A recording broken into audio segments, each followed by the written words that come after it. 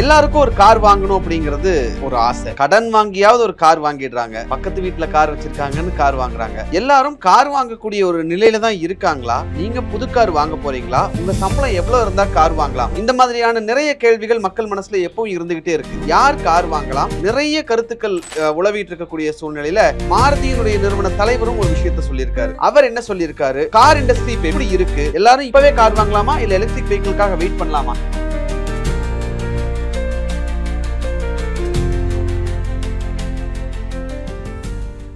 வணக்கம் சார். வணக்கம் sir. Car வாங்குறத பத்தி மாருதியினுடைய தலைவர் பார்கவா அவர் என்ன சார் ஆக்சுவலா சொல்லியிருக்காரு? சரி, முதல்ல நான் இந்த டிஸ்க்ளைமரை சொல்லிடுறேன். ஏன்னா நீங்கள் என்ன பண்ணுவியான்னு கேட்டீங்கன்னா என்ன பண்ணுவியான்னு கேட்டேன் சார். கார் நீயே வாங்கினேன்னு கேட்கறதுக்கு போய் நான் சொல்லிட்டேன். ஓகே. நான் பிறந்ததுலேருந்து எங்கள் வீட்டில் கார் இருக்கு. தட் இஸ் த டே நான் பிறக்கிறதுக்கு முன்னாடியே எங்கள் வீட்டில் எங்கள் தாத்தா வீட்டில் கார் இருந்தது. ஸோ நான் கார் இல்லாத வீட்டில் இருந்ததே கிடையாது. மேபி ஜம்ஷெட்பூரில் 6 மாதம் 7 மாதம் கார் இல்லாமல் இருந்தது. அதுக்கப்புறம் எங்கள் அப்பாவும் கார் வாங்கிட்டார். அந்த ஃபோட்டோலாம் தான் எங்களுக்கு காட்டலாம்ல சார்? தேடி எடுக்கணும், எங்கேயாவது இருக்கும். சரி, ஏதோ ஒரு நாளில் தேடி எடுத்து கொடுத்தீங்கன்னா அதை வச்சு மக்கள்கிட்டையாவது காட்டலாம். ஸோ எனக்கு ஃபஸ்ட்டு ஞாபகம் இருக்கிற கார் MSL 7008 ஒரு கிரே அம்பாசிடர் கார். ஓ ஃபைன், ஓகே. நான் எல்கேஜி போன கார், ஸ்கூல் கார்.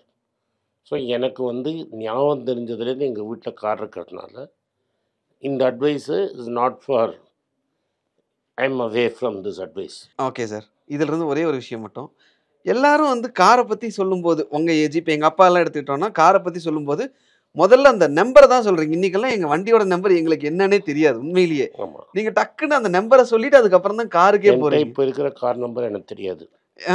அந்த கார் எனக்கு 3 கார் நம்பர் தெரியும். அப்போ அது எந்த அளவுக்கு மனசில் இருக்குன்றது. MSL 7008 PY01C713 ஒரு மாருதி வேனு, கேப் 6441 ஒரு ஃபியட். இதுதான் நான் முதல்ல ஓட்டின 3. PY7133 நான் ஓட்டின முதல் மாருதி வேனு. கேப் 6441 தான் நான் கார் கற்றுண்டது. ஓகே, அதுதான் எனக்கு ஞாபகம் இருக்கு. ஃபியட் பத்மினி. அதுக்கு மேலே என்கிட்ட பல கார் இருந்திருக்கு. ஸோ அதான் நான் இல்லாத காரே கிடையாது, அப்படிலாம் காசு பார்த்துருக்கேன் நான். ஸோ நான் இந்த அட்வைஸ் கொடுக்கறச்ச நான் கார் வச்சுருக்கேன், பல கார் ஓட்டியிருக்கிறேன். இன்றைக்கி என் பேரில் கார் இல்லாட்டாலும் ஆன் டிமாண்ட் என்கிட்ட 4-5 கார் நிற்கும். எனக்கு என் வீட்டில் 5 காருக்கு மேலே இருக்குது. ஸோ இதை நான் ஃபஸ்ட்டு சொல்லிடுறேன். டிஸ்க்ளைமர். Okay sir. இது அதாவது எங்கள் வீட்டில் நான் பறக்கிறதுக்கு முன்னாடியே ஃபோன் இருந்ததுன்னு சொல்கிற மாதிரி இதுதான் ஒவேரியன் லாட்ரி அப்படிங்கிறத முன்னாடியே சொல்லிடுறேன். நீங்கள் இதை பல தடவையும் சொல்லியிருக்கீங்க, ஒவேரியன் லாட்ரி. இது ஒவேரியன் லாட்ரி. ஏன்னா ரொம்ப நாளைக்கு எனக்கு என்ன தெரியாதுன்னா எல்லாரும் கார் வச்சுருப்பாங்கன்னு தான் நான் நினச்சேன். ஓகே, சின்ன வயசில் நான் சொல்கிறேன். ஓகே. ஸோ இது காருங்கிறது ஒரு இலைட்டஸ்டான விஷயம். ஏன்னா இந்த காரோட என்ன ப்ராப்ளம்னா, காருக்கு பெட்ரோல் போடுறது மெயின்டைன் பண்ணுறது ப்ராப்ளம். எனக்கு தெரிஞ்சு மிடில் கிளாஸில் நிறைய பேர் கார் வாங்கினவங்க காரை ஸ்டார்ட்டே பண்ண மாட்டாங்க. உண்மைதான் சார். எனக்கு தெரிஞ்ச ஒரு பையன் இருக்கான், கார் வாங்கி 6 வருஷம் ஆகிறதுக்கு கார் ஓட்ட தெரியாது அவனுக்கு. காருங்கிறது ஒரு லக்ஸுரி அப்படிங்கிறது புரிஞ்சுக்கணும். அமெரிக்காவில் இது லக்ஸுரி கிடையாது, இந்தியாவில் லக்ஸுரி. அது சொல்கிறேன். அமெரிக்கா எப்படின்னா, சென்டர் ஆஃப் த சிட்டியில் யாருமே இருக்க மாட்டாங்க, எல்லாருமே தூரத்தில் தான் இருப்பாங்க. ஓகே. ஸோ ஒரு 60 மைல் 70 மைல் தள்ளி தான் இருப்பாங்க. And they will drive very fast and come in expressways மூலமாக வருவாங்க. வேலைக்கு லாங் டிஸ்டன்ஸ்லேன்னு வருவாங்க. ஸோ உங்கள் வீட்டை பெருக்க வரவங்க கூட கார் வச்சுருப்போம். அண்ட் அங்கே காரில் டேக்ஸ் கம்மி. இப்போ நீங்கள் ஒரு டொயோட்டா இனோவா வாங்கினீங்கன்னா 23 லட்ச ரூபாவில் ஆக்சுவலி கார் விலை 12 லட்ச ரூபா தான். 10 லட்ச ரூபா நீங்கள் டேக்ஸ் தான் கட்டுறீங்க. இந்தியாவில் கார் விலை ஏன் ஜாஸ்தின்னா, கவர்மெண்ட் போடுற டேக்ஸ் மோர் தென் 50% இருக்கும். இதில் 4 மீட்டர்ஸுக்குள்ளே கம்மியாக கார் சைஸ் இருந்ததுன்னா டேக்ஸ் கம்மி. 4 மீட்டர்ஸுக்கு மேலே இருந்தால் காரோட டேக்ஸ் ரொம்ப ஜாஸ்தி. நீங்கள் ஒரு இனோவாவோட இன்வாய்ஸ் பார்த்தீங்கன்னா நியர்லி 12 லட்ச ரூபா டேக்ஸ் இருக்கும். 53 to 54% டேக்ஸாக தான் இருக்கும். ஸோ கவர்மெண்ட்டே என்ன பண்ணுறாங்கன்னா, இது ஒரு லக்ஸரி ப்ராடக்ட்டு. 10 லட்ச ரூபாய்க்கு வரைக்கும் ஒரு ப்ரைஸ், 10 லட்ச ரூபாய்க்கு மேலே போச்சுன்னா டிசிஎஸ்னு ஒரு அதெல்லாம் அது tax collected at source. Income tax return நீங்கள் ஃபைல் இல்ல சார், பண்ணி அது டிடிஎஸ், இது டிசிஎஸ். அதான் டேக்ஸ் கலெக்டட் அட் சோர்ஸ். ம். டிடிஎஸ்ங்கிறது எனக்கு இன்கம் மறைச்சு பண்ணுறது. ம். நான் எக்ஸ்பென்ஸ் பண்ணுறச்ச ம். நீங்கள் டேக்ஸ் பிடிக்க முடியாது. என் காருக்கு 1% பிடிச்சாங்க சார். ஆமாம், ஏன்னா நீ கார் வாங்குறச்ச ம். இன்கம் டேக்ஸில் அட்ஜஸ்ட் பண்ணிக்கோன்னு 1%. ஏன்னா நீ டிடிஎஸ்ங்கிறது என் இன்கம்லேருந்து நீ டிடக்ட் பண்ணுற. ஆ. நீ ஒரு லக்ஸரி ப்ராடக்ட் வாங்கிறதுனால உனக்கு டிசிஎஸ் பிடிக்கிறாங்க. Okay sir. ஸோ அதை நான் வந்து கிளைமும் பண்ணிக்க முடியும். கிளைமும் பண்ணிக்க முடியும். எனக்கு அதுக்கான இது இல்லை, அவ்வளோதான். ஆமாம், லக்ஸரிங்கிறத இப்போ என்னென்னா இப்போ என் கேமராமேன் வந்து ஒரு கார் வாங்கினார், அவனுக்கு டிசிஎஸ் பிடிச்சா அவனால் கிளைம் பண்ண முடியாது. பிகாஸ் அவர் கம்பெனி கிடையாது, கம்பெனி கிடையாது, அவனுக்கு இன்கமே கிடையாது. ஓகே. இன்கம் டேக்ஸ் இருந்தால் தானே அவன் கிளைம் பண்ணுவான். இப்போ 12 லட்ச ரூபாய்க்குள்ளே இருக்கிறவன் கார் வாங்கிட்டான்னு வைங்க, நீங்கள் டிசிஎஸ் பிடிச்சிங்கன்னா அவன் எப்படி கிளைம் பண்ணுவான்? ஓகே. பட் 12 லட்ச ரூபாய்க்கு மேலே இப்போ என்னாலேயும் வந்து டிசிஎஸ் கிளைம் பண்ண முடியலையே. மண்ணால் பண்ண முடியும், ஏன்னா நீ போய் ரிட்டர்ன் ஃபைல் பண்ணுவேன். ஆமாம், நீ ரிட்டர்ன் ஃபைல் பண்ணால் தான் டேக்ஸ் கிளைம் பண்ண முடியும். அந்த டிசிஎஸை கிளைம் பண்ணுங்கிறதுக்காக நீ போய் ரிட்டர்ன் ஃபைல் பண்ண. ஆமாம், அதெல்லாம் எவ்வளோ பேர் தெரிய போகுது. ஓகே. ஸோ ஃபஸ்ட்டே கவர்மெண்ட் இதை வந்து ஒரு லக்ஸுரி ப்ராடக்டாக டிஃபைன் பண்ணுறாங்க. காரை this is how a government defines it. 4 மீட்டர்ஸ்க்குள்ளே ஒரு கார் லென்த்து, 4 மீட்டர்ஸுக்கு மேலே ஒரு லென்த்து, சப் 4 மீட்டர், 4 மீட்டர் ரெண்டுத்துக்கும் டிஃப்ரெண்ட் டேக்ஸ். 4 மீட்டருக்கு மேலே போயிடுச்சுன்னா டேக்ஸ் ரேட் ஜாஸ்தி ஆகிடும், காரோட விலை எக்ஸ்பெரன்ஷியலாக மேலே போகும். இதுதான் ரூல்ஸ். நீங்கள் இது கவர்மெண்ட் பார்க்குற வழியை சொன்னீங்க. மக்கள் எப்படி பார்க்குறாங்கன்னா இது ஒரு ஆஸ்பிரேஷனாக பார்க்குறாங்க. அவன் காரை யூஸ் பண்ணுறானா இல்லையாங்கிறது முக்கியம் இல்லை. சொசைட்டியில் நான் இந்த இடத்துக்கு வந்துட்டேன் அப்படின்னு காட்டுறதுக்கு எனக்கு ஒரு கார் வேணும். ஐ ஹவ் அரைவ்டு, நான் ஸ்டேட்டஸ் அப்படிங்கிறதுக்கு உங்களுக்கு ஒரு கார் வேணும். ஸோ இது வந்து ஒரு ஸ்டேட்டஸ் சிம்பிளாக தான் பார்க்குறாங்க. முக்கால்வாசி பேர் கார் வாங்குறவன் காரை ஓட்டவே மாட்டான், டெய்லி கார் எடுக்கவே மாட்டான். ஸோ நீங்கள் டெய்லி ஓட்டாத காருக்கு எதுக்கு வட்டி கொடுத்து கார் வாங்கணுங்கிறது ஒரு அடுத்த கேள்வி. இப்போ நான் என் காரை அட்லீஸ்ட்டு 2-3 டைம்ஸ் டே எடுப்பேன். எனக்கு வந்து 2-3 டைம்ஸ் டே டெஃபினட்டாக கார் எடுப்பேன். நான் எங்கேயாவது வெளில போகிறேன்னா என் கார் எனக்கு தேவை. நீங்கள் சொல்கிற விஷயம் எனக்குமே பொருந்தும் சார். ஆக்சுவலாக சொல்லணுன்னா அதிகமாக நான் கார் எடுக்கிறதே கிடையாது. ஆஃபீஸுக்கு 2 வீலரில் தான் வந்துட்டு போகிறேன். மாதத்துக்கு ஒரு 4 தடவை 5 தடவை கார் எடுத்தால் பெரிய விஷயம், அப்படி தான் இருக்குது. அப்போது நான் ஏன் ஒரு 10 லட்ச ரூபா போட்டு கார் வாங்கினேன் அப்படிங்கிறது எனக்கு அது எப்போ ஹிட் ஆச்சுன்னா, கார் வாங்கி இஎம்ஐ கட்டும்போது ஹிட் ஆச்சு. இப்போ நீங்கள் கார் வாங்கினீங்களா? ஆமாம் சார். எவ்வளோ பணம் அப்ஃப்ரண்ட்டாக போட்டீங்க? நான் 60% சார். எவ்வளோ போட்டீங்க? 6 lakh. 6 lakhs. எந்த வருஷத்தில் போட்டீங்க? 2021. 2021 தங்கம் விலை என்ன? 2021 தங்கம் விலை வந்து ஒரு 4,000 அரௌண்ட் இருக்கும். போட்டு பார்த்துருங்க. இல்லை சார், போட்டால் வலிக்கும் சார். வலிக்குமா? அப்ராக்சிமேட்டாக வச்சுக்கலாம் சார். நான் இதையும் சொல்லிடுறேன் சார், ஷேரில் போட்ட ப்ராஃபிட்டை தான் நான் டவுன் பேமெண்ட்டாக போட்டேன். அது தூக்கி நீ கோல்டாக போட்டிருந்தேன்னா? ஓகே சார், நீங்கள் வலிக்க வைக்கவும் விட மாட்டீங்கன்னு நினைக்கிறேன். இல்லை, உங்களை புரிய வைக்கிறதுக்காக. புரியுது சார். இன்றைக்கி அது எவ்வளோ விலையாக இருக்கும்? 12 லட்ச ரூபா இருக்கும். True sir, true. 6 will be 12. இந்த 4 லட்சத்துக்கு எவ்வளோ இஎம்ஐ கட்டினீங்க? இஎம்ஐ இருக்கும் சார், எப்படியும் 2 லட்சமாவது கட்டியிருக்கேன். இல்லை, 4 லட்சத்துக்குன்னு பார்த்தோன்னா எப்படி பார்த்தாலும் ஒரு எக்ஸ்ட்ரா 2 lakhs இன்ட்ரெஸ்ட் கட்டியிருப்பீங்களா? 1 லட்சமாவது இஎம்ஐ இன்ட்ரெஸ்ட் கட்டியிருக்கேன். அந்த 5 லட்ச ரூபா அப்பப்போ நீங்கள் வந்து ஸ்டாக்லேயோ கோல்ட்லேயோ போட்டிருந்தா நீங்கள் எவ்வளோ வந்திருக்கும்? ஆமாம் சார். அப்படி ஒரு கால்குலேஷன் போடும்போது மனசு வலிக்கும் சார். நான் அதனால் வேறு மாதிரி ஒரு கால்குலேஷன் போட்டேன். இது கரெக்டானு மட்டும் எனக்கு இல்லை, முதல்ல இதை போட்டால் எவ்வளோ கிடைக்கும்னு.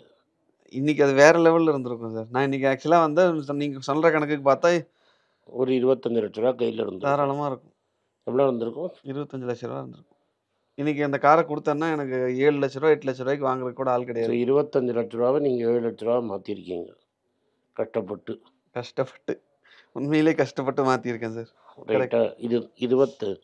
இது உங்கள் அனுபவம். இவர் டேக்ஸ் ப்ராக்கெட்டில் இருக்கீங்க நீங்கள். உங்களுக்கே இந்த கதின்னா முக்கால்வாசி பேர் கார் வாங்கினவனுக்கு என்ன கதி? நீங்கள் ஏன் இப்போ நீங்கள் பெருங்குடி பக்கத்தில் இருக்கோம் உங்கள் வீடு. ஆமாம் சார். இங்கே நம்ம ராயப்பேட்டாவில் இருக்கோம். டெய்லி ஏன் காரில் வரமாட்டேங்கிறீங்க? டிராஃபிக் சார், அவ்வளோதான். வேற ஒரு சிம்பிள் ரீசன் டிராஃபிக். மெட்ரோவில் வந்தால்? மெட்ரோ இல்லை சார். ஆக்சுவலாக பறக்கும் ரயிலில் வந்து இறங்கினீங்கன்னா அது 2-3 இடங்கள் மாற வேண்டியது இருக்குது சார். ரைட்டாக? பட் மெட்ரோ ஃபுல்லாக கனெக்ட் ஆகிடுச்சு. Metro once it is connected வந்துடுவீங்க. ஆமாம் சார். எஸ். அப்போ உங்களுக்கு எவ்வளோ சேவிங்ஸ் ஆச்சு சார்? கார் எடுத்ததே வெட்டி செலவுன்னு எனக்கு மைண்டில் வந்துடும் சார். அதுதான் நான் சொல்லிட்டு இருக்கேன். கணக்கு போட்டு பாருங்க. நான் என் வீட்டில் சொல்லிட்டு இருக்கேன். அதுக்கப்புறம் மெயின்டெனன்ஸுக்கு எவ்வளோ செலவு பண்ணீங்க? யூஸ் பண்ணுறீங்களோ இல்லையோ 2 வருஷத்துக்கு 2 வாட்டி சர்வீஸ் பண்ணணும். இன்சூரன்ஸ் பண்ணணும் சார். இன்சூரன்ஸ் 20,000 வந்துடும் சார். 18,000 இன்சூரன்ஸ் வந்துடும் சார். அப்போ 4,722 இன்வெஸ்ட் பண்ணியிருந்தீங்கன்னா 1,00,000 சார். ஸோ நீங்கள் 6,00,000 இன்வெஸ்ட் 6 + 6 ஆகிடும். 6 + 5 சொன்னீங்க, 6 + 6 ஆகிடும், 6 + 7 ஆகிடும். நீங்கள் 13,00,000 போட்டிருந்தீங்கன்னா மினிமம் 26 27 லட்ச ரூபா உங்கள் கையில் இருக்கும். ஸோ இந்த 26 27 லட்ச ரூபாங்கிறது 7 லட்ச ரூபாவாக மாறிடும். உங்களுக்கு கார் தேவையா அப்படின்னு பார்த்தீங்கன்னா, நீங்கள் சிட்டியில் ஒரு ஹை பேயிங் ஜாபில் இருக்கிற உங்களுக்கே கார் தேவையில்லை. உண்மைதான் சார். கரெக்டாக. என்னைக்காவது ஒரு நாள் அப்போ நீங்கள் வந்து ஒரு நல்ல ஊபர் ப்ரீமியர் ஆர்டர் பண்ணிட்டீங்கன்னா எவ்வளோ ஆகும்? ஒரு 500-1000 ரூபாயில முடிஞ்சிடும் சார். சரி, மாதத்துக்கு 4 தடவை 5,000 ரூபா ஆகுமா? ஆமாம் சார். 25 லட்ச ரூபாய்க்கு டிவிடெண்ட் போட்டால் கூட உங்களுக்கு அந்த 3% டிவிடெண்ட் போட்டிங்கன்னா கூட கையில் மீதி இருக்கும்ல. இது பாண்டில் இருந்தால் 2.5 லட்ச ரூபா வரும்ல. இவ்வளோ கோல்டாக நம்ம யாரும் யோசிக்கிறது. உண்மைதான் சார். எஸ், இது எனக்கு எங்கே தோணுச்சுன்னா, காரை வாங்கி இஎம்ஐ கட்டும்போது தான் இதை வாங்கி நிறுத்தியிருக்கோம், மாதத்துக்கு 2 தடவை தான் எடுக்கிறோன்னு ஒரு சின்ன கால்குலேஷன் போட்டு பார்த்தா சார், 10 லட்ச ரூபா காரு 5 வருஷம் ஆச்சு வாங்கி. நான் எவ்வளோ யூஸ் பண்ணியிருக்கேன்? ஒரு 35,000-40,000 கிலோமீட்டர் ஓட்டியிருக்கேன். ஆனால் அந்த கணக்கில் நம்ம எடுத்து பார்த்தோம்னா ஒரு நாளைக்கு ஆகிற செலவு 550 ரூபா. அந்த காரை நான் ஓட்டினாலும் சரி ஓட்டலைனாலும் சரி, நான் காரோட காஸ்ட் மட்டும் சொல்கிறேன், இன்சூரன்ஸு மெயின்டெனன்ஸ் எல்லாம் சேர்த்தவே இல்லை. அதெல்லாம் சேர்த்திங்கன்னா அதெல்லாம் சேர்த்துனா எனக்கு தெரிஞ்ச 650 ரூபாயிலிருந்து 700 ரூபா ஒரு நாளைக்கு. அந்த காரை நான் யூஸ் பண்ணாமல் நிறுத்தியிருந்தா, யூஸ் பண்ணால் அதுக்கு தனியாக பெட்ரோல் போடணும். ஸோ ஒரு நாளைக்கு அந்த காரை நான் ஓன் பண்ணுறதுக்கு 700 ரூபா செலவு பண்ண வேண்டிய சுச்சுவேஷன் இருக்குது சார். இது தெரியாமல் தான் நாங்கள் போய் உள்ளே விழுந்துடுறோம். இந்த கால்குலேஷன் இப்படி பண்ணி பார்க்குறது கரெக்டாக சார்? அப்படி தான் பண்ணிப்பேன். இதுதான் rational decision making. Okay. So இப்போ காரை வாங்கணும் அப்படின்னு நினைக்கிறவங்க இப்போ ஜென்ரலாக என்ன பண்ணுறாங்கன்னா, கார் வாங்குறாங்க சார். வாங்கிட்டு நான் ஒரு 5 வருஷத்தில் வேற ஒரு கார் மாற்றிடுவேன், 6 வருஷத்தில் மாற்றிடுவேன் அப்படின்ற மைண்ட் செட்டில் தான் வாங்கும்போதே வாங்குறாங்க. 25 லட்ச ரூபா சேர்த்துட்டேன்னு இதுலேருந்து வித்துட்டு வாங்கலாம்ல. அதுக்கு மனசு வராதே சார். ஏன் கையிலிருந்து விற்கிறதுக்கு மனசு வராதே சார்.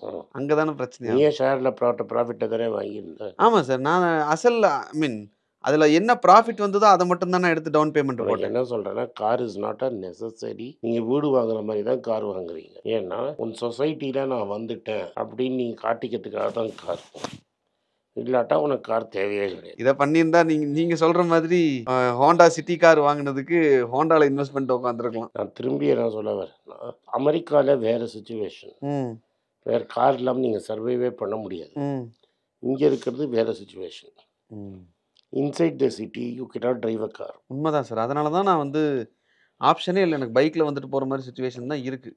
லேட் ஆயிடுது ரொம்ப. ஸோ இப்போ பார்கவன் என்ன சொல்லியிருக்காரு சார் ஆக்சுவலாக இந்த என்ன சொல்கிறாரு? இவ்வளோ பேர் முட்டாள்தனம் பண்ண அப்புறம் கூட 12% தான் வாங்குறாங்க. இன்னும் நிறைய பேர் முட்டாள்தனம் பண்ணுங்கப்பா, அப்போ தான் எங்களுக்கு சேல்ஸ் ஆகும். அப்போ தான் எங்களுக்கு சேல்ஸ் ஆகும்.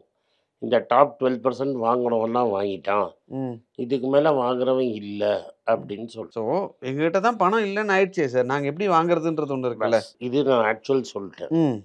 இந்தியாவோட ப்ராப்ளம் என்னென்னா, இந்த ஆஸ்பிரேஷன் இருக்கிறவனை நீங்கள் உள்ளே கொண்டு போகணும். 2004லேருந்து 2014 நடந்ததில் அந்த ஐடி கம்பெனி, உங்கள் ஜெனரேஷனை சொல்கிறேன், வேலையை முடிச்சோடனே உனக்கு வேலை கிடச்சிருச்சு. ஆமாம் ஆமாம். 7,000 8,000 வேலை கிடச்சிருச்சு. and you could rapidly climb. If you had gone in a software company also, you would have climbed faster. நான் எதுக்கு சொல்ல வரேன்னா, ஜாப் ஆப்பர்ச்சுனிட்டிங்கிறது நிறைய இருந்தது. எக்கானமி ஓப்பன் ஆச்சு, பணம் பழக்கம் நிறைய இருந்தது, எல்லாமே ஓப்பன் ஆச்சு.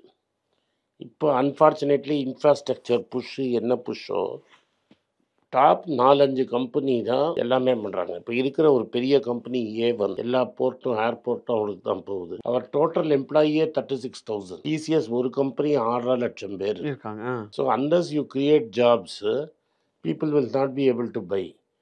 அதுக்கப்புறம் நீங்கள் ஸ்மால் அண்ட் மீடியம் இண்டஸ்ட்ரியை கொண்டுட்டீங்க. ரைட்.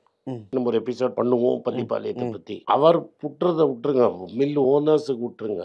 வேலை பார்க்குற 2.5 லட்சம் பேருக்கு நீங்கள் என்ன வேலை கொடுப்பீங்க? Pallipalayam is only one example. Tiruppur is one example. உங்களுக்கு ஸ்மால் அண்ட் மீடியம் என்டர்பிரைஸ் இல்லைன்னா இவ்வளோ பேருக்கு நீங்கள் வேலை வாய்ப்பே கொடுக்க முடியாது. எஸ்பெஷலி இப்போது I am working on developing one app. நான் இப்போ எனக்கு என்ன ஷாக்னா, ஒரு குழு ஃபார்ம் பண்ணியிருக்கோம். ஆப் பண்ணுறதுக்கு எவ்வளோ நானும் ஆகும்னு. ஓகே. 4 ஆர்டிஃபிஷியல் சாஃப்ட்வேர் எடுத்துகிட்டு வந்துட்டான்.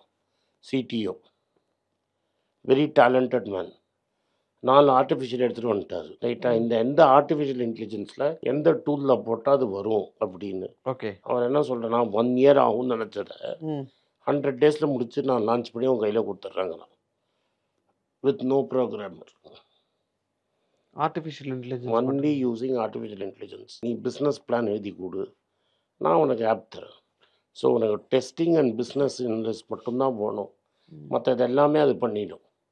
ஸோ என்ன இது உங்களுக்குன்னா, நீங்கள் எல்லாம் பிஎல்ஐன்னு சொல்லி ரோபோட்டிக் மேனுஃபேக்சரிங்க்கு போயிட்டு மாசுக்கு ஜாபே இல்லையே. பட் அது அப்படி தானே சார் ஆகும் ஒரு பாயிண்ட்ல. அப்படி ஆகணும்னு அவசியமே கிடையாது. நீ ஸ்மால் இண்டஸ்ட்ரியை வளர்த்து விட்டேன்னா நாளைக்கு என்னோட வேலையை ரோபோ பண்ணுது அப்படின்றப்போ உன் மேலே இப்போ துணி தைக்குமா ரோபோ? இதில் திருப்பூரில் ஒரு பாயிண்ட்ல அது நடக்குது. எப்போ இன்னைக்கு நடக்குமா? இன்னைக்கு நடக்காது சார். அடுத்த 10 வருஷம் நடக்குமா? அது கஷ்டம் சார். அடுத்த 15 வருஷம் நடக்காது இல்லை? அடுத்த 15 வருஷத்துக்கு நடக்கிறது அப்போ என்ன உனக்கு? அதுக்குள்ளே அடுத்த லூப்பை கண்டுபிடி. ஓகே. ஸோ அப்படிதான் இந்த இதை வந்து நம்ம கடந்து போகணும். அப்படிதான் சாஃப்ட்வேர் இண்டஸ்ட்ரி 15 வருஷம் உனக்கு இருந்துருச்சு. அடுத்த 15 வருஷத்துக்கு இதுதான் இண்டஸ்ட்ரி. நீ அதை என்கரேஜே பண்ணலைன்னா பங்களாதேஷ்லேருந்து வாங்கிக்கன்னு சொல்லிட்டு இருந்த எத்தனை நாள். ஆமாம். அப்புறம் திருப்பூர்ல இருந்தவங்களே பங்களாதேஷ் வந்து பயங்கர காம்படிஷன் சொல்லிட்டு இருந்தாங்க சார். ரைட்டா. இப்போ நான் என்ன சொல்கிறேன், மந்தி 2 எக்ஸாம்பிள். ஸ்மால் அண்ட் மீடியம் என்டர்பிரைஸை என்கரேஜ் பண்ணுறதுக்கு இந்த கவர்மெண்ட் ஒன்றும் பண்ணலை. நீங்கள் எல்லாமே ஸ்டார்ட் அப். இப்போ ஃபிட்ஜின்னு ஒரு கம்பெனி இருந்தது, ஐஐடிக்கு பயங்கர கோச்சிங், நீ ஃப்ராடுன்னு வெளில வந்துருச்சு. அந்த ஆளுகளுக்கு கோர்ட் நோட்டீஸ் கொடுத்துருக்காங்க, அவன் பெரிய திருடன். பைஜூன்னு ஒரு கம்பெனி, அவன் திருடன், அவனை பிடிக்கவே இல்லை. ஸோ நீங்கள் இது மாதிரி கம்பெனிஸ் தானே என்கரேஜ் பண்ணுறீங்க. ஆனால் அதே டியூஷன் வீட்டில் டீச்சர் எடுத்தால் அவனை பிடிச்சிப்பீங்க. கவர்மெண்ட் டீச்சர் டியூஷன் எடுத்தால் அவனுக்கு இது அதுன்னு போட்டு மிரட்டுறது. So even in the smallest ஒரு வாத்தியார் ஸ்கூலில் சொல்லி கொடுத்தவன் அவனை வந்து 12th ஸ்டாண்டர்டுக்கு வீட்டில் டியூஷன் எடுப்பான். பேட்சாக 20 பேர் 30 பேர். அதை கார்பரேட்டைஸ் பண்ண வச்சு அந்த கம்பெனியை திவாலி ஆயிடுச்சு. இப்போ எதை தான் கார்பரேட்டைஸ் பண்ணுறதுன்னு கிடையாது. Okay sir. இப்போது அப்போ என்ன ஆகிடுதுன்னா, number of jobs will come down, reduce.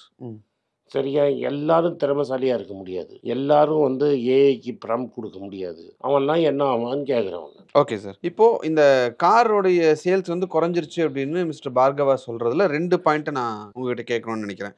ஒன்று, நான் ஒரு கார் வாங்கணும்னு நினைக்கிறேன், இன்னைக்கு எலக்ட்ரிக் கார்ஸ் நீ அடுத்தது இன்னொரு 4 வருஷத்துல வந்துடும் போல் இருக்கு, வெயிட் பண்ணி பார்க்கலாம் அப்படின்னு நினைக்கிறது ஒரு மைண்ட் செட். அதனால ப்ராப்ளமே இல்லை பாஸ். ஒன்று, ஆணுங்களுக்கு வேலை கிடைக்கல.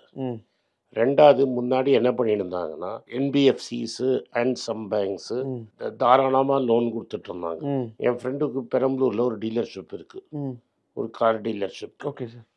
அவன் என்ன சொல்கிறான்னா, இப்போ வந்து if you are not in a job, no bank wants to lend. ஆமாம் சார். எஸ். ஸோ நான் ஒரு கான்ட்ராக்டர், ஸ்மால் டைம் கடை வச்சுருக்கேன், நான் ஒரு 2 சின்ன பிஸ்னஸ் வச்சுருக்கேன்னா இன்சூரன்ஸே கொடுக்க மாட்டேங்கிறாங்க. ஒரு லோன் இருந்தது முன்னாடி, இல்லை இன்சூரன்ஸே கொடுக்க மாட்டேங்கிறாங்க. அப்போ நீ என்ன பண்ணுவ?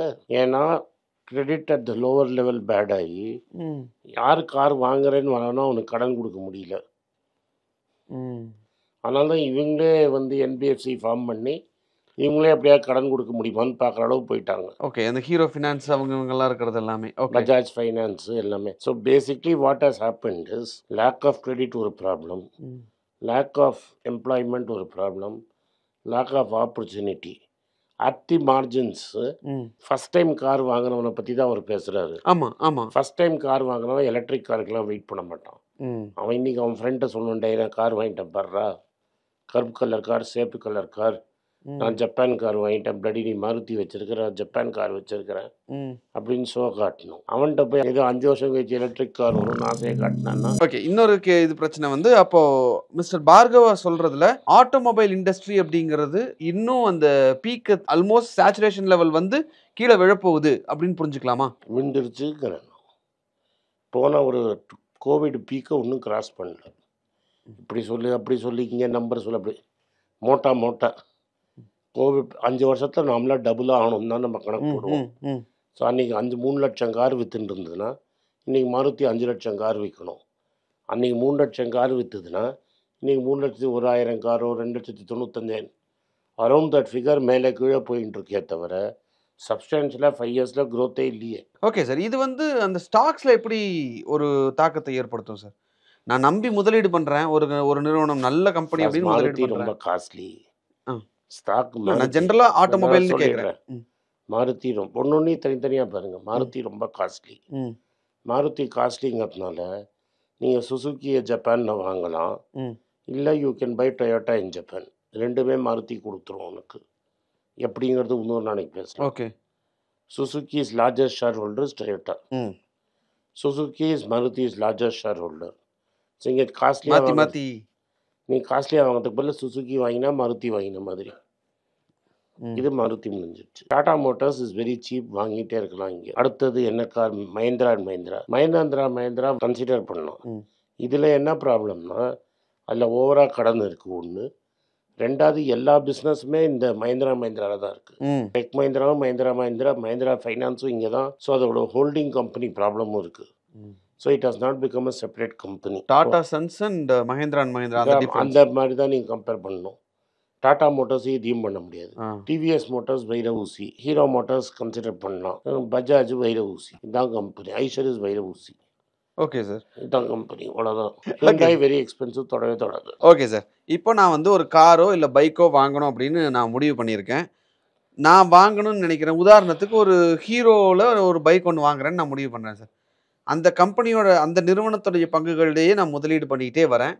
ஒரு 5 வருஷத்துல ஒரு ப்ராஃபிட் வந்ததுக்கப்புறம் அதிலிருந்து நான் அந்த வண்டியை வாங்குறேன் அப்படிங்கிறது ஒரு என்ஃபீல்டோ டாடா மோட்டார்ஸோ பண்ணியிருந்தீங்கன்னா உங்களுக்கு அந்த ப்ராஃபிட்டு அதில் இனிஷியல் ஸ்டாக் அப்படியே இருந்து கூட அமௌண்ட் கையிலே இருந்து கூட வித்து கார் வாங்கியிருக்கேன். என்ஃபீல்டுன்னு நீங்கள் சொல்கிறது ஈஷர். ஸோ எனக்கு என்ன திரும்பி கேள்வின்னா உங்களுக்கு கார் தேவையாங்கிறது என்னோட அன்பு. Unless you are living in Tier 3, Tier 4 town, வேறு திருச்சியிலேருந்து நீங்கள் தஞ்சாவூர் டெய்லி போகணும், இல்லாட்ட திருச்சி அவுட்டர்லேருந்து திருச்சிக்கு வரணும், அது மாதிரி இருந்தால் தான் கார் தேவை. ஓகே சார், இதில் எனக்கு அந்த சின்ன ஸ்ட்ராட்டஜி தான். நான் கார் வாங்கணும்னு நினைக்கிறேன், ஆனால் காசு செலவு பண்ணாமல் கார் வாங்கணும்னு நினைக்கிறேன். தங்கத்தை வாங்கிட்டு பாதி தங்கத்தை விற்றீங்கன்னா கார் வாங்கிடுங்க. எப்படிங்க சார்? தங்கத்தை வாங்கிட்டு 5 வருஷம் பொறுமையாக இருந்து விற்றுட்டு பாதி தங்கத்தை விற்றீங்கன்னா கார் கிடச்சி. ஓகே, அதே விஷயத்தை அந்த கம்பெனியோட ஷேர்ல நான் போடுறேன். ஸ்டாக்கும் பண்ணலாம். எந்த கம்பெனி நீ அது வேல்யூவேஷன் கேம். 5 லட்ச ரூபா ஸ்டாக் மார்க்கெட்டில் போட்டு 5 லட்ச ரூபா 5 வருஷம் கழிச்சு 15 லட்ச ரூபாவில் பாதியை விற்று கையில் 7 லட்ச ரூபா வச்சுக்கிட்டு 7 லட்ச ரூபாய் நீங்கள் போடலாம். காருக்கு 2 லட்ச ரூபா கடன் வைக்கலாம். Yes possible. அதுவும் நல்ல ஸ்ட்ராட்டஜி தான். ஸோ இதையும் நம்ம ஃபாலோ பண்ணலாம். ஆனால் எதுக்கு விற்கணும்? எதுக்கு விற்கணுன்றது வந்து கையில் சேர்ந்த உடனே எல்லாருக்கும் மனசில் வர கேள்வி. நான் ஏன் இந்த கேள்வியை கேட்குறேன்னா, எல்லாரும் வந்து டவுன் பேமெண்ட் 1 லட்ச ரூபாயை கொடுத்துட்டு நாங்கள் இஎம்ஐயில் போய் மாட்டிக்கிறோமே, அதுக்கு இது பெட்டர். அதுதான் சார். ஸோ கொஞ்சம் தள்ளி வச்சோம் அப்படின்னா, இந்த மாதிரி பிளான் பண்ணோம் அப்படின்னா கையில் பணமும் இருக்கும், ஐடியல் காரும் இருக்கும், அந்த மாதிரி பண்ணலாம்ல sir? Okay sir. So first time ஒருத்தங்க கார் வாங்கணும் அப்படின்றவங்க எந்த மாதிரி கால்குலேட் பண்ணணும், இப்போ சிச்சுவேஷன் எப்படி இருக்குது அப்படின்றதெல்லாம் தெளிவாக விளக்குனீங்க. நன்றி சார். நன்றி, வணக்கம். எனக்கு ஒரு விஷயத்தை அட்டென்ஷனுக்கு கொண்டு வந்திருக்காங்க. என்னோட ஏஐ ஜென்ரேட்டட் இமேஜை பார்த்து யாரோ ட்ரேடிங்க்கு பணம் கொடுத்து ஏமாந்துருக்காங்க. ப்ளீஸ், உங்களுக்கு நான் பல தடவை சொல்லிட்டேன், இப்பவும் சொல்கிறேன், நான் யார்கிட்டையும் பணம் டைரெக்டாக வாங்குறது இல்லை, அப்பாயின்மெண்ட் பார்க்குறதே கிடையாது. அதனால் என்னை பார்க்கலான்னு யாராவது காசு கேட்டாங்கன்னா இல்லைன்னு சொல்லிவிடுங்க. அடுத்தது ஒரு இமெயில் ஐடி இருக்குது, அதில் போட்டால் எங்கள் டீம் கான்டாக்ட் பண்ணுவாங்க. அது டைம் ஆகுதுன்னா வினோதோட இன்ஸ்டாகிராம் அக்கௌண்ட்டில் வினோத்தை மெசேஜ் பண்ணுங்க. அவன் என் தம்பி, அதுலேயும் அவன் காசு கேட்க மாட்டான். காசு கேட்குறாங்கன்னா ஏமாறுறீங்க.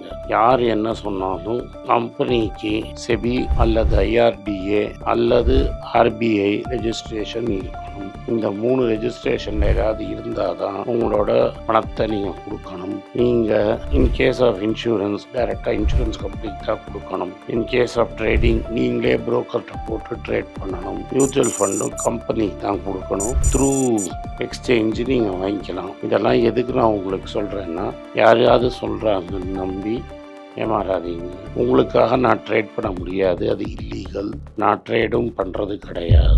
அதனால் ட்ரேடிங் ப்ராஃபிட் பண்ணி தரேன்னு சொல்கிறது ஏமாத்தல். எனக்கு ட்ரேடிங் பண்ண தெரியாது.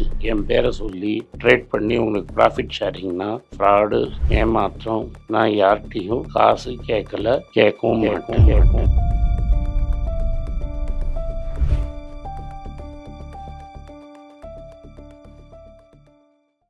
வணக்கம், இது ஆனந்த் ஸ்ரீனிவாசன். இது என்னோட பர்சனல் சேனல். மணி பேச்சுக்கு தனியாக ஒரு சேனல் இருக்குது, அது டெலிகிராஃப் சேனல். இது என்னோட பர்சனல் சேனல். நான் என்ன நினைக்கிறேன், நான் வந்து தத்துவ பேச்சை பற்றி என்ன பேசுகிறேன், நான் வந்து பொருளாதாரத்தை பற்றி என்ன நினைக்கிறேன், ஜென்ரல் பொருளாதாரத்தை பற்றி நினைக்கிறேன், என் ஐடியாலஜியை பற்றி நான் என்ன நினைக்கிறேன், என்னோட ஃபிலாசபி, என்னோட நம்பிக்கை, ரமண மகரிஷி, சார்லி மங்கர் பற்றிலாம் என்ன நினைக்கிறேன்னு இதில் பேசுவேன். இதில் வீடியோ அப்டேட் அப்பப்போ வரும். நீங்கள் சப்ஸ்கிரைப் பண்ணிங்கன்னா என்ன நீங்கள் பர்சனலாக ஃபாலோ பண்ணுறீங்க. இது மணி பேச்சு இல்லை, இது இன்வெஸ்ட்மெண்ட் இல்லை.